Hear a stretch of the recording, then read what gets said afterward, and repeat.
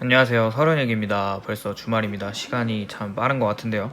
월요일마다 출근하기 힘들어서 꾸역꾸역 나가다 보면 어느새 금요일이 되는데 이게 뭔가 어렸을 때는 시간이 참 안 가는 것 같았는데 요즘은 시간이 참 빨리 가고 있습니다. 왠지 생각을 해보니까 어렸을 때는 주말만 기다리면서 일을 했다면 서른이 지나면서 일할 때는 그러니까 전체적인 시간이 너무 빨리 간다는 생각과 주말이 빨리 왔으면 좋겠다는 생각을 동시에 하면서 일을 하다 보니까 두 개의 다른 생각이 서로 상쇄하면서 시간이 적당하게 빨리 가는 것 같습니다. 이러다가 40대가 금방 올 것 같은데요. 오늘의 주제는 뭐랄까 직업과 부자가 되는 것의 상관성에 대해서 개인적인 생각을 한번 이야기해 보려고 하는데요. 우선 개발도상국이 아닌 어느 정도 자본주의 시스템이 잡혀있는 국가에서는 평범한 흑수저가 부자까지는 아니지만 중산층까지 성장할 수 있다고 생각을 합니다. 작년 22년 9월에 나온 기사 중에서 한국의 중산층 기준은 순자산 9.4억이 있어야 한다고 하는데요. NH 100세 시대 연구소에서 조사한 자료입니다.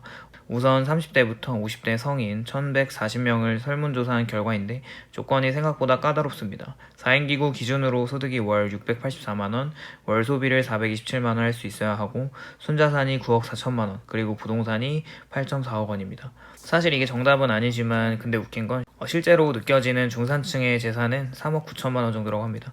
중산층이라고 하는 기준은 이 정도로 하고 저는 이 기준에서 보면 빈곤층일 것 같다는 생각이 드는데요.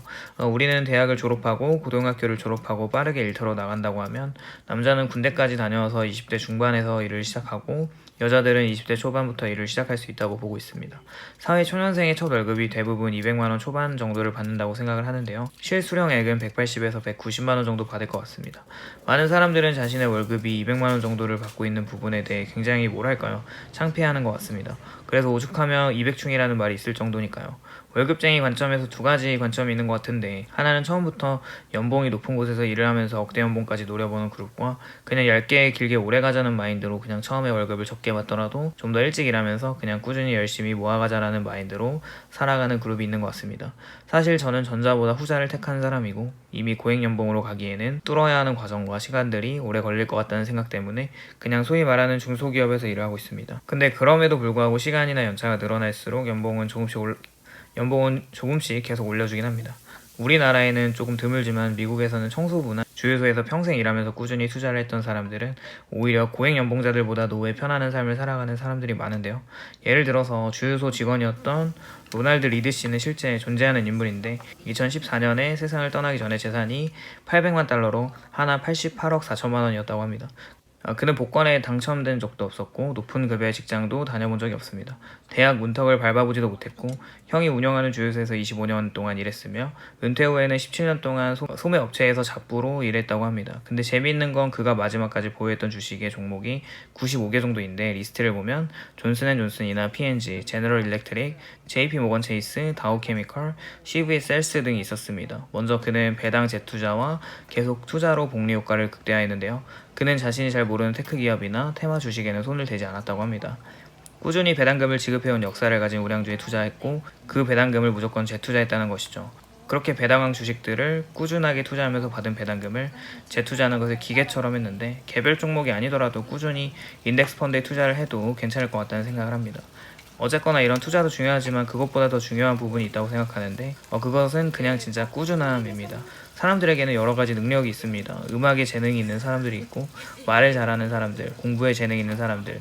근데 사실 그렇게 재능을 성장시켜서 실전에서 써먹는 이유는 자아실현도 물론 중요하지만 분명히 밥벌이를 하기 위해서 능력치를 계속 키워나간다고 생각을 하는데요. 정말 극소수의 사람들을 제외하고 아무리 내가 그 일을 하면서 즐겁고 재밌고 자아실현이 된다고 했을 때 돈을 벌지 못한다면 그 일을 지속할 수 없다고 생각을 합니다. 부자가 되기 위해서 꼭 필요한 재능은 제가 생각하기에는 성실함인데요. 이건 진짜 누구나 쉽게 얻을 수 있는 능력이 아닙니다. 어렸을 적부터 뭔가 꾸준하게 오랜 시간, 긴 시간 자리 잡고 개발시켜야 하는 능력이죠. 그런 의미에서 이 능력치는 모든 사람들이 노동을 할 때 행복보다는 지루함과 고통 불행, 정신적 피폐함을 동반한다면 여기서 일을 꾸준히 하는 사람과 꾸준히 하지 않는 사람들 두 부류로 나눠진다고 생각을 해봤고 그 차이가 부자가 되고 안 되고의 결정적인 차이라고 생각합니다. 그러니까 투자를 꾸준히 해야 한다는 전제에 노동의 시간을 계속 최대한 유지하는 것이 조건이 되어야 한다는 것이죠.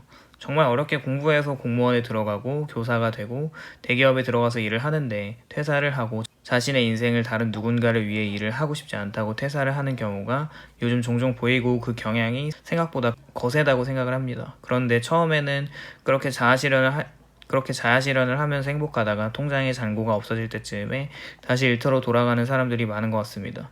이 사람들을 비꼬려고 이야기하는 게 아니라 현실이 그렇고 결국에는 자신이 가지고 있는 자본을 갉아먹으면서 시간을 보내는 시스템은 한계에 봉착할 수밖에 없죠.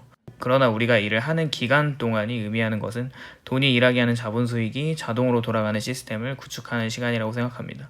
솔직히 말해서 일에 의미를 두고 일을 하는 사람들보다는 의미를 두지 않는 사람들이 대부분이기 때문에 현재 일하는 시간은 그렇게 사용하는 게 좋죠. 장기적으로 안정적으로 투자할 수 있는 방법들이 요즘 참 많으니까 저는 방법론에 대해서는 저보다 훨씬 더 훌륭한 분들이 많기 때문에 그분들의 방법들을 잘 따라가면 좋은 성과가 있을 겁니다. 30대가 됐지만 아직도 저는 회사에서 받는 월 실수령액이 300을 넘지 못합니다. 이것저것 부업으로 300을 요즘 넘고 있지만 그래도 저는 다른 직종을 준비하기 위해서 퇴사를 하고 준비하는 시간보다는 그냥 죽을 것 같아도 현재는 얼마 남지 않은 일할 수 있는 시간들을 최대한 활용하면서 현금 흐름 시스템을 만들기 위해서 노력하고 있습니다.